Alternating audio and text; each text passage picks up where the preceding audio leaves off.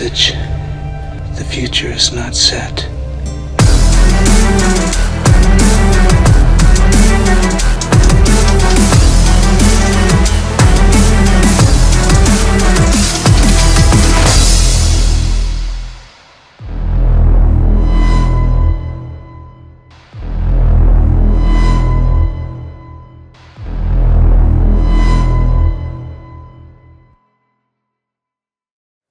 Alright, before I start, quick show of hands. Who is already familiar with RFC 3514, aka the Evil Bit?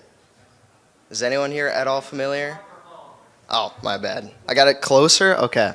Who's familiar with RFC 3514 or the Evil Bit? Anyone? Alright, so some of you already know what this presentation is going to be. Fantastic. So, we're going to start off with what the current state of the market is in this ever-evolving cybersecurity landscape, threw in the fancy term. So I was doing some searches online, and I found that 48.6, and these are 2024 stats, so these might be a little out of date, but 48.6% of all initial access is from valid credentials. That is an insanely hard thing that you must try and figure out a way to log. It's valid credentials. How do you log that?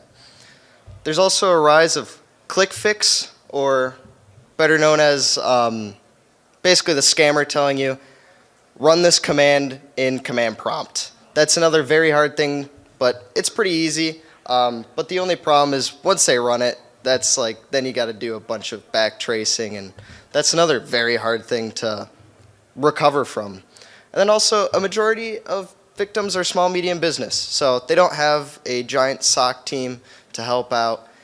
It gets pretty difficult. So we're going to talk about some basic security things of what is happening right now in the current industry. The first one is really firewalls. They have their limitations. They're amazing. I love them. Everyone loves them. They're fantastic. But they're pretty limited on what they do, mainly blocking just via a set of rule sets. There's some fancy ones that do like malware scanning and TLS decryption, but a lot of that is still happens as soon as they get into your network. Like if it's already reading that traffic's already in your network. It's doing its job.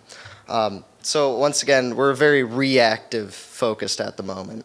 And then there's also IDS and IPS. Love that, fantastic. It's amazing. But like a lot of the better ones are a lot more signature-based detection, which takes a lot of time for those signatures to come out after a large incident just happened. Like not too much time, but there's still like maybe a couple hours, maybe a day that you're still vulnerable and you don't even know about, and it doesn't really help with 0 days. Now there are like some products in there that help you, that utilize AI anomaly detection. Those are fantastic. Those are actually a really great product. Love those. But it's pretty hard. So how do we combat this? We need some sort of security flag in the IPv4 header. Fortunately, someone a very long time ago has already thought about this. Good old RFC 3514. It's pretty simple.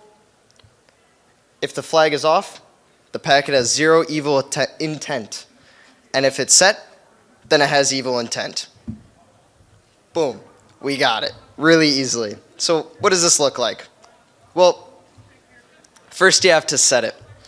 And let's say you have your end user that has evil intent. There should be, the RFC guideline states that there should be an API to set the evil bit, because of course it's pretty lower level in the, it's living in the IPv4 header, so it's pretty low level. So if you're using an application and then you all of a sudden decide to do something with evil intent, there should be a system in place to set that when your packet goes out, saying, my packet has evil intent. It's pretty simple, pretty simple. And then also, if a packet gets fragmented up, all non-malicious fragments must be clear to the evil bit, because of course they don't have malicious intent. Pretty smart. Now how do we process this? Well, pretty simple. You already said it. We know that this has evil intent. So if we're a firewall, we'll drop all packets with evil intent. Pretty simple. Couple other things. if it's not a security device like routers or switches, their job is to move packets across the network as fast as possible. So RFC guideline states that routers and other network devices should not examine this bit. Just forward traffic, whatever. And also, end systems, it's up to them. There's a lot of like security applications like Windows Firewall. That's probably fine dropping it. It's up to whoever the end system is to drop said evil bit. So now if we do processing for IDS or IPS, that gets pretty difficult because as you are all aware of IDSs and IPSs, they do have a propensity for false negatives and false positives, of course. You always have that. It's hard to trace. Now if this evil bit comes in here, we don't want those to be useless now, do we? So what do? We have to consult a random number generator.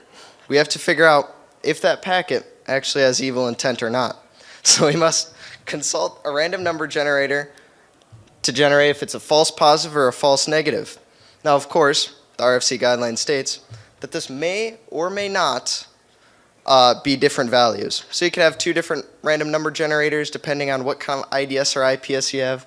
If you have one that's pretty signature based, then has low false negatives. So you could probably have that output less false negatives, and yada, yada, yada. If you couldn't tell already,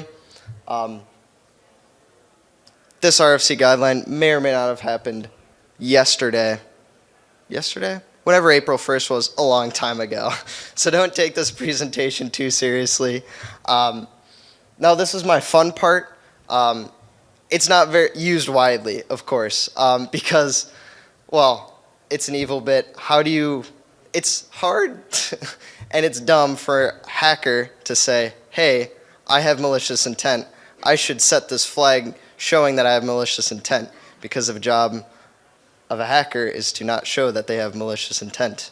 They just throw it in the network. So where is it used? Kaspersky's software, actually, upon doing research, is known widely to drop these packets. Unfortunately, no one can use Kaspersky software in the United States. Also, I found that FreeBSD, they have implemented some April Fool's patches to drop this, but I have not heard anything if those are like still out there. I've heard that like sometimes they remove it after a while. I don't know why they would do that, but they are known to have patches that drop off.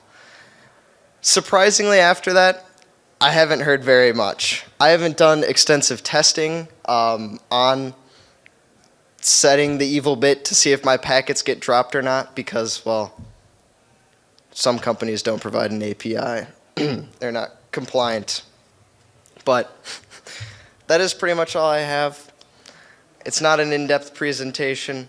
It's not great. Don't go up to your CISO or any of your management saying, you should really think about consider implementing this, because you might get laughed in the face. Yes? So if you have a quantum network, can that bit be set and not set at the same time? And what's your firewall going to do about that? That is a fantastic question. Really, you might have to have some sort of like quantum decryption on your firewall then. And then that might have a probabilistic factor as well, determining if that is set or not set. But that's a really great question. Yeah. Anyone else has any questions? Yes. Is there any IPv6 evil bit? Yeah, is there any IPv6 implementation of evil bit? Actually, at the very end of the RFC guideline, it does mention briefly that an IPv6 can have a security header with a value of 128 bits that provide the strength. Now, unfortunately, I could not find any RFC guideline that would state how to process said strength value. So I'd like to think that the strength value decreases every layer that the packet goes through, because, you know, the defense in depth. So I'd say like maybe every like layer of security that goes through maybe drops the defense a little bit more of that defense header, but yeah, there's no current implementation of the security flag in IPv6. Anyone else have any questions? Yeah. If this were to be applied to email communications, are there any concerns that it would deprive users of the opportunity to report things as malicious, even though it's just the same marketing email they keep getting? It's not malicious, stop reporting it, please God. That's a great question. I would assume if any sort of email header had the evil bit set, it would just be dropped, so you wouldn't really have to worry about, please God, make it all stop. That's a great question. Anyone else have any questions? Yes. What does the implementation of the evil bit look like in a pen testing environment where the traffic in itself is malicious but is whitelisted per se by the network admin? Is that still evil traffic?